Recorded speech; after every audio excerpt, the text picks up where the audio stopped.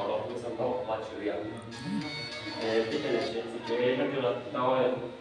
Ja, dann klein die ja, dann so kommen wir jetzt natürlich noch den das hier.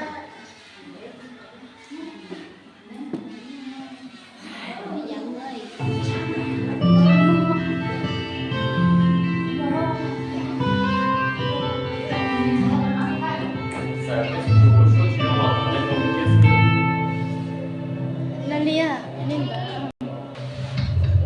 Hãy subscribe cho kênh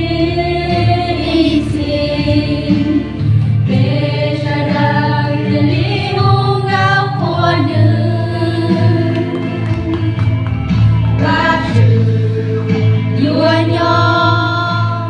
lỡ